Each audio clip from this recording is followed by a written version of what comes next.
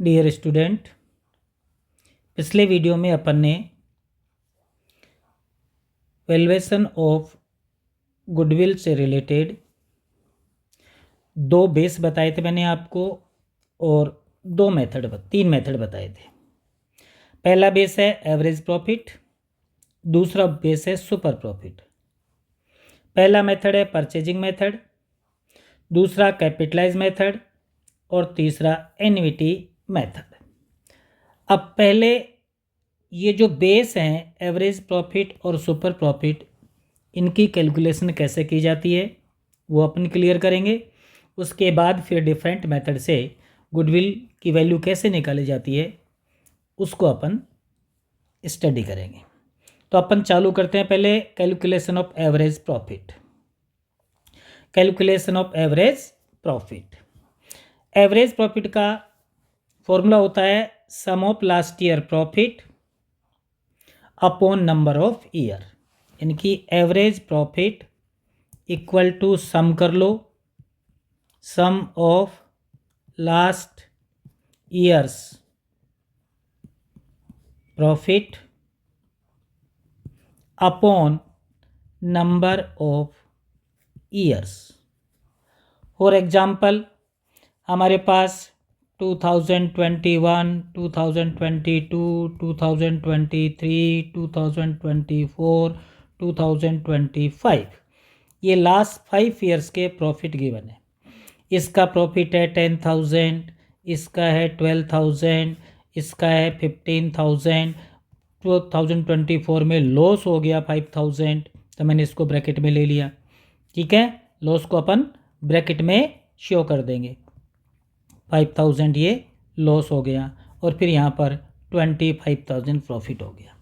तो अब इनका सम करो, तो 10 और 12 22, 22 और 15 37, 37 में से 5 माइनस कर दो, कितने हो गए? 37 में से 5 32, और 32 और 25 ये हो गए आपके 62 हो गए क्या? 32 और 25 32 प्लस 25 आपके हो गए 57। तो 10,000 फर्स्ट ईयर का प्रॉफिट हो गया, 12,000 आपका सेकेंड ईयर का प्रॉफिट हो गया, 15,000 थर्ड ईयर का प्रॉफिट हो गया। फोर्थ ईयर में 5,000 लॉस है, माइनस कर दो, और प्लस फिफ्थ ईयर में 25,000 प्रॉफिट है, प्लस कर दो। तो आपके पास टोटल हो गया ये 57,000। तो ये हो गया sum of profit 57,000 upon number of years 1 2 3 4 5। 5 साल के प्रॉफिट है, 5 से डिवाइड कर दो, ये आपका आ जाएगा एवरेज प्रॉफिट 11,400। 11,400 ये आपका एवरेज प्रॉफिट आ गया। तो ये एवरेज प्रॉफिट पिछले 4 साल के 4 से डिवाइड कर दो, 5 साल के 5 से डिवाइड कर दो, 6 साल के 6 से डिवाइड कर दो, इन सब का टोटल कर लो। ये ध्यान रखना लॉस है तो लॉस को अपने को टोटल करते समय उसको नेगेटिव बैलेंस लेकर के माइनस कर रहे हैं। अब ये तो सिंपल एवरेज हो गया। अब एवरेज प्रॉफिट निकालने से पहले आपको मैं कुछ कंटेंट बता रहा हूँ, कुछ एस्पेक्ट बता रहा हूँ, उनको आप ध्यान में रखने के बाद ही ईयर का प्रॉफिट का टोटल करेंगे। तो वो कंटेंट कौन कौन से हैं, कौन कौन से रूल हैं या एस्पेक्ट मान लीजिए। नंबर 1, ध्यान से समझना इनको। If there is any abnormal loss in respected year then it will be added back in that year profit. मान लीजिए किसी साल में अबनॉर्मल लॉस हो गया। अबनॉर्मल लॉस का मतलब क्या होता है? ऐसे लॉस जो हमारी बिजनेस की रेगुलर या नॉर्मल एक्टिविटी से रिलेटेड नहीं है। जैसे लॉस बाय फायर, आग लग गई, उस साल आग लगने से प्रॉफिट कम हो गया, तो उस प्रॉफिट को अपन उस साल के उस लॉस को अपन उस साल के प्रॉफिट में वापस प्लस कर लेंगे। जैसे कोई लॉटरी की इनकम आ गई, आपने प्रॉफिट में शामिल कर ली, तो लॉटरी की इनकम तो प्रॉफिट बिजनेस का है नहीं, इसलिए उस साल में उसको माइनस कर लेंगे। तो अब नॉर्मल लॉस है तो उसको अपने को वापस प्लस करना है, एडेड बैक लिखा है मैंने। और अब नॉर्मल गेन है, प्रॉफिट है, तो उसको डिडक्ट करना है जिस ईयर में वो इंक्लूड है। तो अब नॉर्मल लॉस प्लस, यहाँ लिख देता हूँ मैं, अब नॉर्मल लॉस है उसको प्लस करना है, और यहाँ पर अब नॉर्मल प्रॉफिट या गेन है,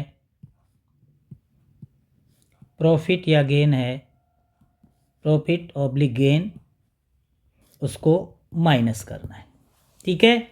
फॉर एग्जांपल देखो, अपन यहाँ पर एग्जांपल लिया था मैंने, ये 2022 का प्रॉफिट है 12,000, इसमें लॉस बाई फायर 5,000 है, तो 5,000 प्लस करके इसका प्रॉफिट कितना लेंगे, 12 और 5 17,000 रुपये प्रॉफिट टोटल करते समय आप इंक्लूड करोगे। तो जिस साल में अब नॉर्मल लॉस है उस साल के प्रॉफिट में ही उस अब नॉर्मल लॉस को प्लस कर लेना, और अब नॉर्मल गेन है तो उसी साल के प्रॉफिट में उसको माइनस कर लेना। क्लियर हो गए दोनों पॉइंट।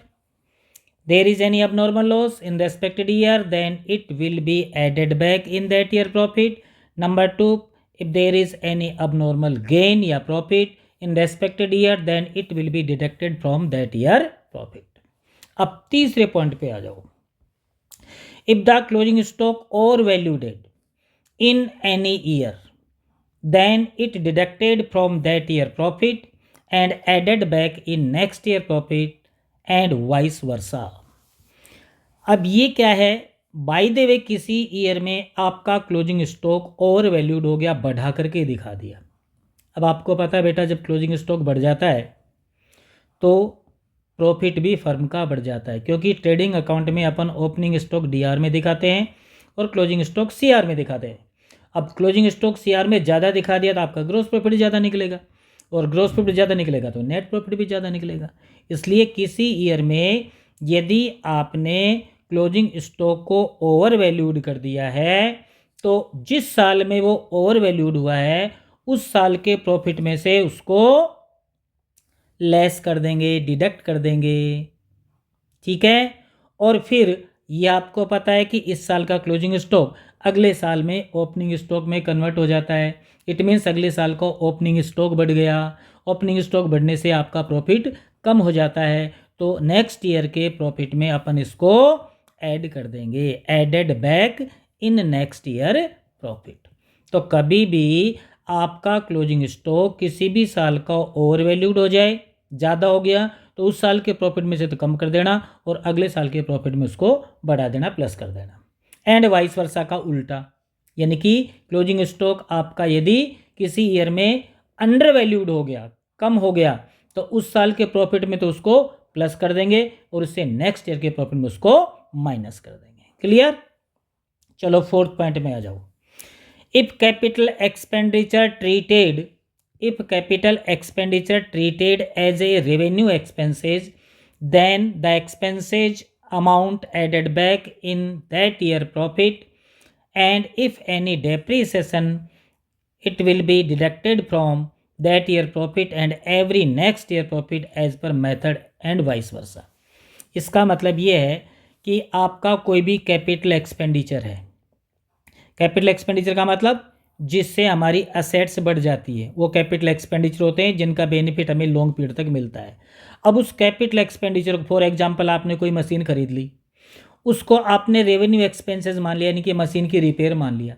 मशीन की रिपेयर P&L में आती है, जबकि मशीनरी खरीदी वो बैलेंस शीट में आती है। तो ये कैपिटल एक्सपेंडिचर था, अपन इसको revenue expenditure as a repair मान करके P&L में डाल दिया। P&L में डालने से क्या होगा, आपके एक्सपेंसेस बढ़ेंगे, और एक्सपेंस बढ़ने से क्या होगा, आपका प्रॉफिट कम हो जाएगा। तो आप उस एक्सपेंसेस को वापस उस साल के प्रॉफिट में ऐड कर देना। ठीक है, added back in that year profit. Clear है। और फिर आपके यदि बिजनेस में इस प्रकार का प्रोविजन है कि एसेट्स पे डेप्रिसिएशन चार्ज करना है, तो डेप्रिसिएशन चार्ज तो वो हुआ ही नहीं, क्योंकि आपने उस कैपिटल एक्सपेंडिचर को तो रेवेन्यू एक्सपेंडिचर मान लिया, एसेट्स तो आपने दिखा ही नहीं, तो उस एसेट्स पे डेप्रिसिएशन चार्ज नहीं हुआ, तो डेप्रिसिएशन चार्ज करना पड़ेगा, क्योंकि आपने प्रोविजन कर रखा है, आपने एडजस्टमेंट, ये आपका ये रूल है कि हर साल एसेट्स को डेप्रिसिएट करना है। तो अपन क्या करेंगे, उस साल के प्रॉफिट में से डेप्रिसिएशन लेस कर देंगे, डिडक्ट कर देंगे, क्योंकि डेप्रिसिएशन चार्ज हुआ नहीं उस साल।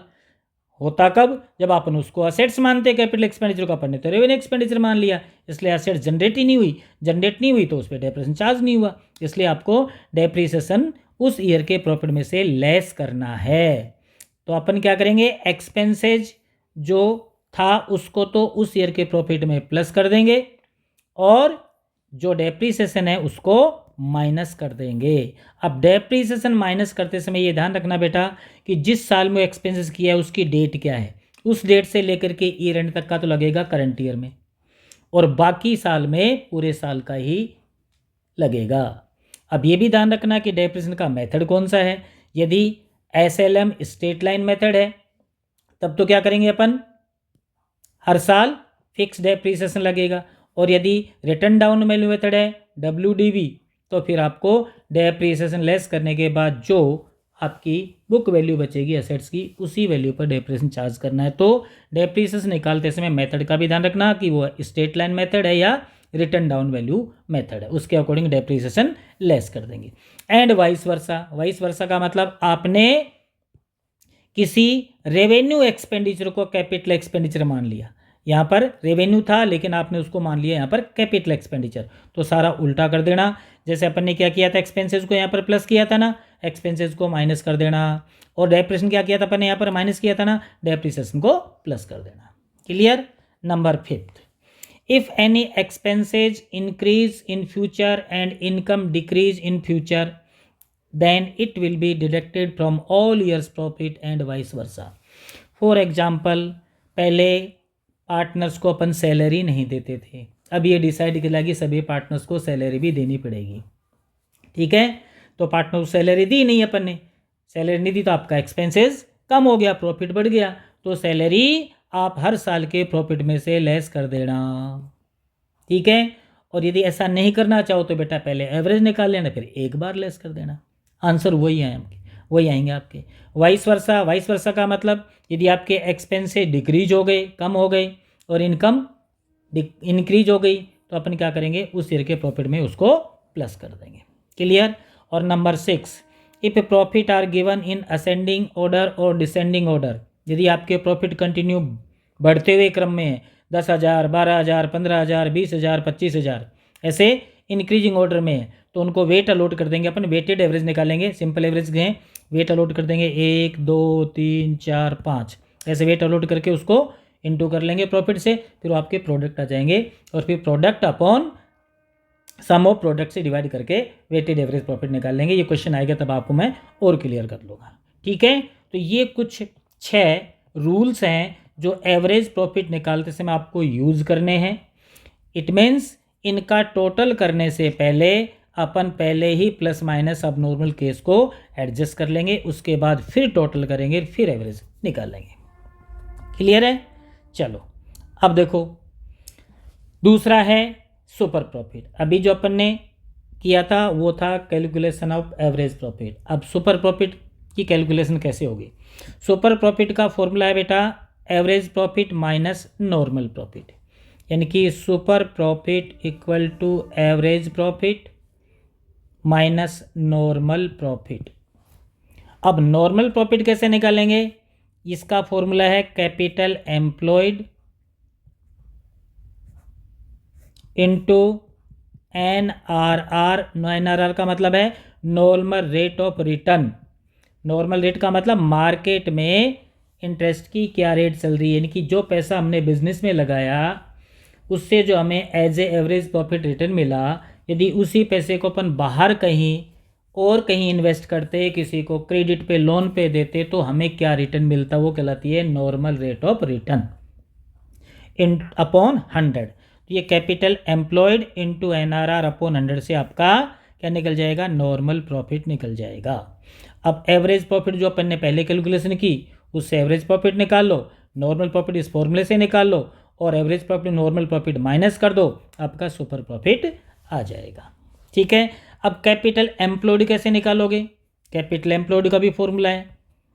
तो capital employed equal to partners की कैपिटल सभी की, और अकोमलेटेड प्रॉफिट को प्लस कर लेना, अकोमलेटेड लॉस हो तो माइनस कर लेना, और रिजर्व हो तो प्लस कर लेना। ये आपका कैपिटल एम्प्लॉयड। कैपिटल एम्प्लॉयड का मतलब बिजनेस में हमने कितना पैसा लगा रखा है। पैसा कौन लगाते हैं, पार्टनर्स एज ए कैपिटल, तो पार्टनर्स की कैपिटल हो गई। अकोमलेटेड प्रॉफिट का मतलब जो प्रॉफिट कमाया था अभी तक पार्टनर से नहीं बांटा है, फर्म में पड़ा है, वो भी हमारा प्रॉफिट ही है, वो भी पैसा उसमें बिजनेस में इन्वेस्ट हो गया। और लॉस यदि अपन ने विड्रॉ नहीं किया अभी तक तो वो भी बिजनेस में इन्वेस्ट हो गया। और रिजर्व जो अपन ने प्रॉफिट में से कुछ पार्ट निकाल के रिजर्व में डाल रखा है वो भी हमारा बिजनेस में यूज हो रहा है। तो कैपिटल एम्प्लॉयड में क्या क्या शामिल हो जाएगा, पार्टनर्स की कैपिटल, उसका अकोमुलेटेड प्रॉफिट है वो प्लस कर लो, लॉस है तो माइनस कर लो, और रिजर्व में डाल रखा पैसा माइनस कर लो। और यदि आपके पास में partners capital accumulated profit loss reserve नहीं है तो आप दूसरे फॉर्मूले से भी निकाल सकते हो। दूसरा फॉर्मूला क्या है, टोटल असेट्स ले लो, उसमें से आउटसाइड लाइबिलिटीज़ को माइनस कर लो, यानी कि ये हमारी टोटल असेट्स है, इसमें इतने आउटसाइड लाइबिलिटीज़ हैं, इस माइनस कर दो, आपका कैपिटल एम्प्लॉयड आ जाएगा। तो ये दो फॉर्मूले हैं कैपिटल एम्प्लॉयड निकालने के। तो एज पर इंफॉर्मेशन आप कैपिटल एम्प्लॉयड निकाल लेना, और कैपिटल एम्प्लॉयड निकालने के बाद में फिर इस फॉर्मूले से नॉर्मल प्रॉफिट निकाल लेना। Capital employed into NRR upon 100 आपका नॉर्मल प्रॉफिट आ जाएगा। नॉर्मल प्रॉफिट को एवरेज प्रॉफिट में से माइनस कर देना, सुपर प्रॉफिट की कैलकुलेशन हो जाएगी। क्लियर? चलो अब देखो गुडविल निकालने के क्या क्या फॉर्मूले हैं। मैंने कहा था ना 3 मेथड हैं, 2 बेस हैं, दोनों बेस की अपन ने कैलकुलेशन कर ली। अब एक बेस को लेकर के एक ही फर्स्ट मेथड से गुडविल निकालेंगे, फिर दूसरे बेस को लेकर के सेकंड मेथड से निकालेंगे, फर्स्ट मेथड से निकालेंगे, थर्ड मेथड से निकालेंगे, ऐसे इसके फॉर्मूले हैं। तो पहला ले रहा हूँ मैं on the basis of average profit, यानी कि मैंने पहला तो लिया है बेस, और परचेजिंग मेथड पहला ही मैंने मेथड लिया है। देखो ये रहे मेरे पास में, पहले आपको बता के चला था मैं, ये देखो एवरेज प्रॉफिट ये बेस हो गया और परचेजिंग मेथड हो गया। फिर मैं इसी बेस पर कैपिटलाइज मेथड से निकालूंगा, फिर सुपर प्रॉफिट से परचेजिंग मेथड से निकालूंगा, सुपर प्रॉफिट से कैपिटल मेथड से निकालूंगा, और सुपर प्रॉफिट से एनवीटी मेथड से निकालूंगा। तो पहले बेस लेंगे, फिर मेथड कौन सा यूज़ करें उसके अकॉर्डिंग इसके फॉर्मूले बन जाएंगे। अब देखो फॉर्मूले में चलते हैं अपन। पहला है on the basis of average profit by purchasing method. On the basis of average profit by purchasing method, इसका फॉर्मूला होगा goodwill equal to average profit into number of purchasing year या टाइम्स। क्वेश्चन में आपको information देगा कि average profit का 2 year purchase है, ये एवरेज प्रॉफिट का 3 ईयर परचेज है। 2 ईयर परचेज हो तो एवरेज प्रॉफिट को 2 से इंटू कर देना, 3 ईयर प्रॉफिट है तो एवरेज प्रॉफिट को 3 से इंटू कर देना, या 2 टाइम्स 3 टाइम्स लिख सकता है वो। तो उसके अकॉर्डिंग आप एवरेज प्रॉफिट को नंबर ऑफ परचेजिंग ईयर से मल्टीप्लाई कर देना, गुडविल आ जाएगी। दूसरा है on the basis of super profit by purchasing method. मैंने मेथड तो वही रखा है परचेजिंग मेथड, लेकिन मैंने बेस चेंज कर लिया। बेस मैंने ले लिया सेकेंड वाला सुपर प्रॉफिट, इसमें था average profit. Super profit by purchasing method, तो super profit into number of purchasing year goodwill आ जाएगी। तो goodwill equal to super profit into number of purchasing year. पहले सुपर प्रॉफिट निकालो, सुपर प्रॉफिट को 2 year 3 year 4 year से into करके goodwill आ जाएगी। नंबर थर्ड है on the basis of average profit by capitalise method. अब की बार मैंने बेस फर्स्ट वाला ले लिया एवरेज प्रॉफिट, लेकिन मेथड सेकंड वाला लिया है कैपिटलाइज मेथड। इसका फॉर्मूला है goodwill equal to average profit into NRR, यानी कि goodwill equal to average profit into 100 upon NRR into minus capital employed. NRR upon में लेना है, average profit into 100 upon NRR minus capital employed. Capital employed का formula आपको मैंने बता ही दिया, कैपिटल एम्प्लॉयड कैसे निकालोगे, क्यों? तो कैपिटल एम्प्लॉयड EMP कर देता हूँ, कैपिटल एम्प्लॉयड, ठीक है। तो on the basis of average profit by capitalise method का फॉर्मूला होगा goodwill equal to average profit into 100 upon NRR minus capital employed. चौथा है on the basis of super profit by capitalise method, इसमें हो जाएगा goodwill equal to super profit into 100 upon NRR, इसमें minus कुछ नहीं करना। तो बेटा सुपर प्रॉफिट का कैपिटलाइज करोगे तो super profit into 100 upon NR कर देना, एवरेज प्रॉफिट का कैपिटलाइज करोगे तो average profit into 100 upon NR करना। ये ध्यान रखना, इस इतने फॉर्मूले को बोलते हैं एवरेज प्रॉफिट की कैपिटलाइज वैल्यू, और इसको बोलते हैं सुपर प्रॉफिट की कैपिटलाइज वैल्यू। अब एवरेज प्रॉफिट की कैपिटलाइज वैल्यू, इसको मैं नाम भी लिख देता हूँ, ये कहलाती है कैपिटलाइज वैल्यू। कैपिटलाइज वैल्यू ये एवरेज प्रॉफिट की होगी, क्योंकि यहाँ पर एवरेज प्रॉफिट लिया है, और ये सुपर प्रॉफिट की होगी, यहाँ पर सुपर प्रॉफिट लिया है। तो ये कैपिटलाइज वैल्यू सुपर प्रॉफिट की तो कहलाती है गुडविल, और जब एवरेज प्रॉफिट की कैपिटल वैल्यू में से कैपिटल एम्प्लॉयड माइनस कर दोगे तो गुडविल आएगी। दोनों के आंसर सेम ही आएंगे, तो ये ध्यान रखना, कैपिटलाइज मेथड से दोनों के आंसर सेम आएंगे, चाहे आप एवरेज प्रॉफिट बेस पे कर लो चाहे सुपर प्रॉफिट बेस पे कर लो। ये ध्यान रखना, एवरेज प्रॉफिट बेस पे करोगे तो कैपिटलाइज वैल्यू में से कैपिटल एम्प्लॉयड माइनस करने के बाद गुडविल आएगी, और सुपर प्रॉफिट की कैपिटलाइज वैल्यू ही गुडविल कहलाती है। क्लियर है? एक था आपका सुपर प्रॉफिट से जो तीसरा मेथड था एनवीटी मेथड, तो उसका फॉर्मूला मैं लिख देता हूं, goodwill equal to super profit into present value of rupees, जो आपको क्वेश्चन में देगा। ये हमेशा पॉइंटों में मिलेगी आपको, तो सुपर प्रॉफिट को प्रेजेंट वैल्यू से इंटू कर देना, वो हो जाएगा on the basis of super profit by, कौन सा मेथड बताया था तीसरा मैंने, एनवीटी मेथड। ये एनवीटी मेथड से आ जाएगी, एनवीटी ANNUITY, एनवीटी मेथड से गुडविल आ जाएगी on the basis of super profit. ये सुपर प्रॉफिट बेस पे ही निकलती है, एवरेज प्रॉफिट बेस पे एनवीटी मेथड नहीं है। अब देखो कुछ क्वेश्चन से आपको ये सारे कंटेंट में क्लियर कर देता हूँ।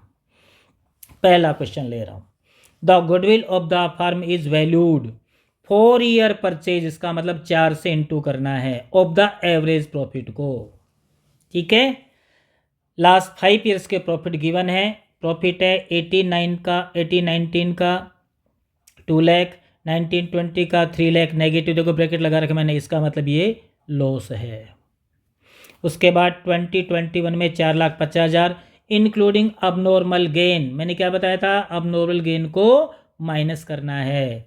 21-22 का 3,50,000 है, और इसमें लिखा है after charging abnormal loss, abnormal loss को वापस प्लस करना, ये प्लस हो जाएगा और ये माइनस हो जाएगा, ठीक है। तो कैलकुलेट अमाउंट ऑफ गुडविल, तो पहले अपन बेटा निकालेंगे एवरेज प्रॉफिट। तो पहले फॉर्मूला लगेगा आपका एवरेज प्रॉफिट बेस पे 4 ईयर परचेज, तो goodwill equal to average profit into 4, ये गुडविल आ जाएगी। अब यहाँ पर एवरेज प्रॉफिट निकाल लो, तो एवरेज प्रॉफिट का फॉर्मूला क्या बताया था मैंने, AP equal to sum of last year profit upon number of purchasing year. तो यहाँ पर जो प्रॉफिट लेंगे, तो यहाँ पर 2018 और 19 का प्रॉफिट है हमारे पास में 2 लाख रुपए, ठीक है। और 1920 का प्रॉफिट है हमारे पास में, प्रॉफिट नहीं है लॉस है 3 लाख रुपए, इसको ब्रैकेट में ले लेंगे।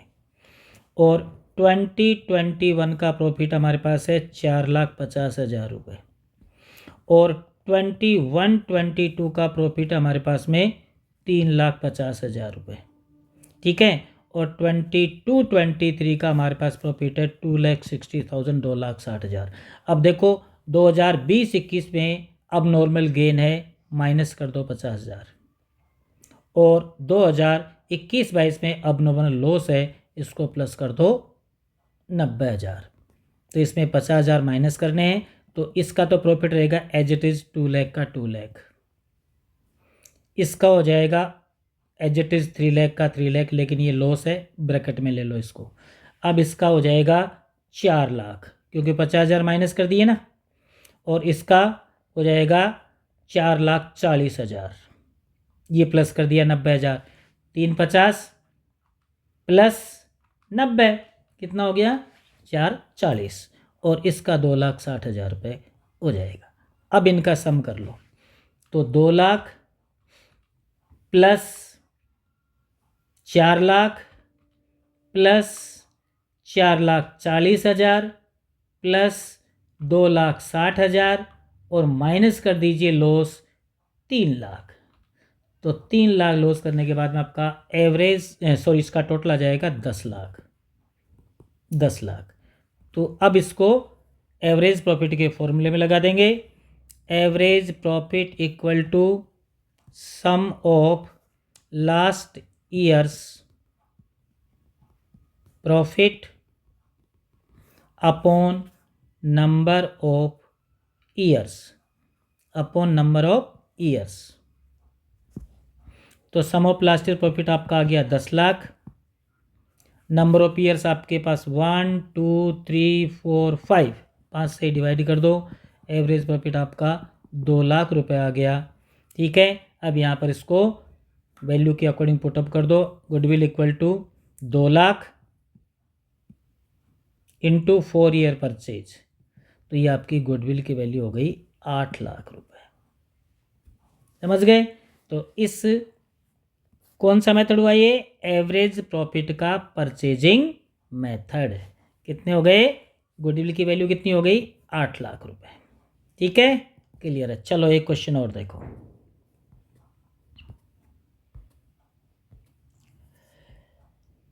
X purchase the business of Y from 1 April 2023। मैंने आपको कहा था गुडविल का वैल्यूएशन कब किया जाता है? जब कोई पार्टनर एडमिट होता है या कोई पार्टनर रेशियो चेंज कर लेते हैं, कोई रिटायरमेंट ले लेता है, किसी की डेथ हो जाती है, या फर्म का अमलगमेशन हो जाता है, एक दो फर्में एक फर्म में मिल जाती हैं।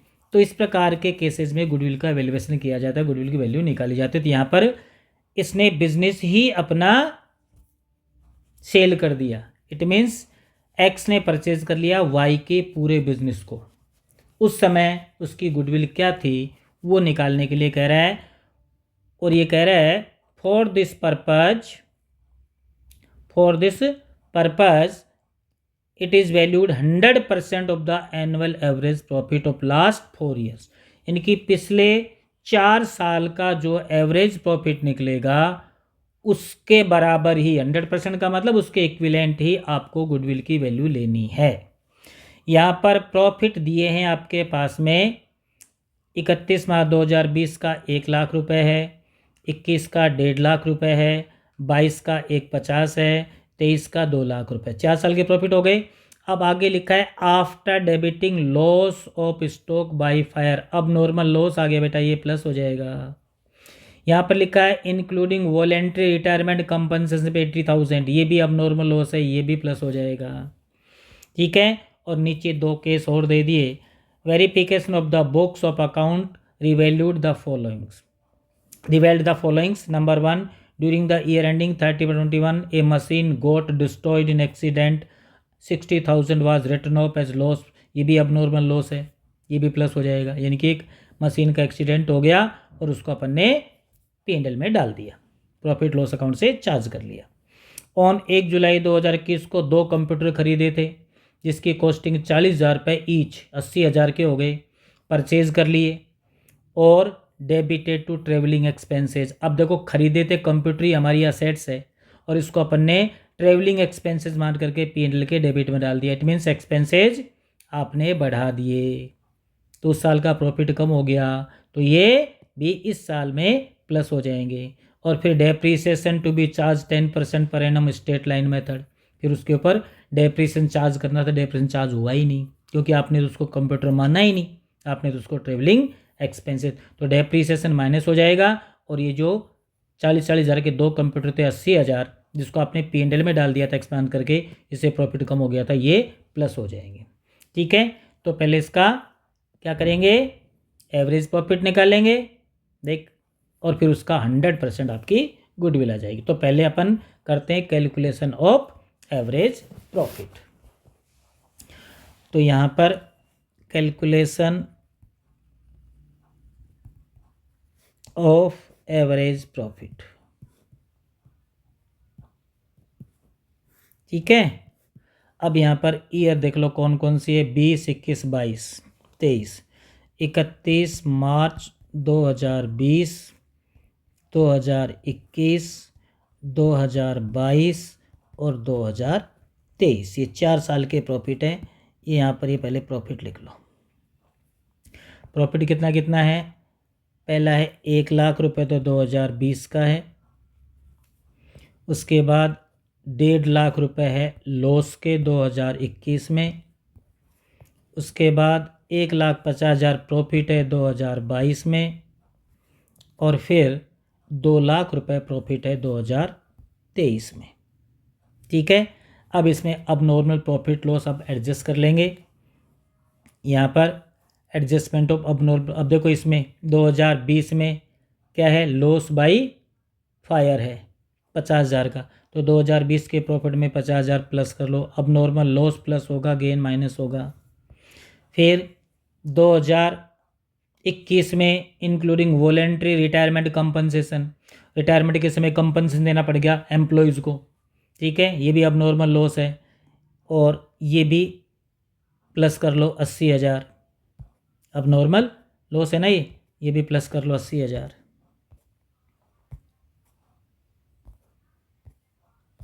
अब normal loss.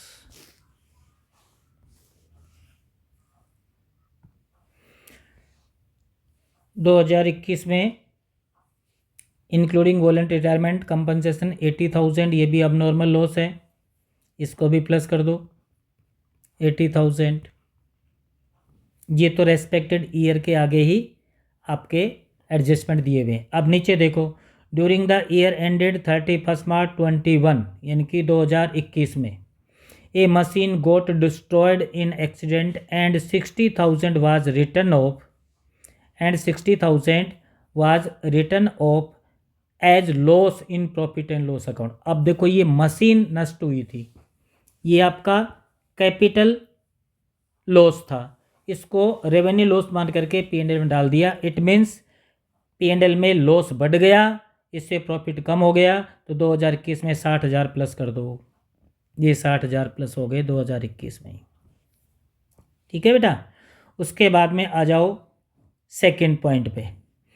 On 1 July 21 two computer costing 40,000 each were purchased. आपने 2 कंप्यूटर खरीदे थे 40,000 के, 80,000 के। अब इसको आपने ट्रेवलिंग एक्सपेंसेस मान करके डेबिट कर दिया profit and loss account. It means expenses बढ़ा दिए, एक्सपेंस बढ़ने से आपका प्रॉफिट कम हो गया, तो 80,000 रुपये ये जोड़ दो। अब देखो जुलाई 2021 का अर्निंग होगा मार्च 2022 में, तो मार्च 2022 वाले में 80,000 आप प्लस कर दो 2 कंप्यूटर की कॉस्ट, ठीक है। अब ये जो आपने 80,000 रुपये कंप्यूटर की कॉस्ट तो इसमें प्लस कर दी क्योंकि इससे आपका प्रॉफिट कम हो गया था, लेकिन यहाँ असेट्स तो नहीं मानी ना, असेट्स नहीं मानी तो डेप्रीसिएशन चार्ज हुआ नहीं। जबकि यहाँ पर इसका प्रोविज़न क्या है कि हर साल ये डेप्रीसिएशन चार्ज करता है स्ट्रेट लाइन मेथड से। तो पहले साल तो लगेगा जुलाई से लेकर के मार्च तक का, जुलाई अगस्त सितंबर अक्टूबर नवंबर दिसंबर जनवरी फरवरी मार्च। तो 80,000 का डेप्रीसिएशन की रेट है 10%, 8,000 तो हो गया पूरे साल का। अब इसको 9 महीने का निकालेंगे, जुलाई से मार्च, जुलाई अगस्त सितंबर अक्टूबर नवंबर दिसंबर मार्च में एंडिंग है, तो 9 महीने का डेप्रीसिएशन लगेगा 6,000 डेप्रीसिएशन, इसमें से माइनस करो। और अगले साल लगेगा पूरे साल का डेप्रीसिएशन।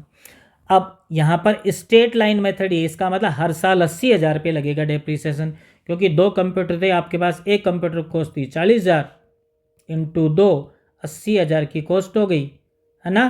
पहले साल तो लगाया अपन ने 9 महीने का, 9 मंथ्स का, 9 मंथ्स का कितना हो गया था, जब 10% इसका पूरे साल का 8,000 हो गया ना, 10% के लिए एक जीरो हटा दो 8,000, तो 9 महीने का हो गया 6,000। तो ये तो इसमें से माइनस कर दिया अपन ने। लेकिन अगले साल तो 8,000 का 10% पूरे साल के लगेगा 8,000, तो अगले साल 8,000 रुपये माइनस होंगे डेप्रीसिएशन के।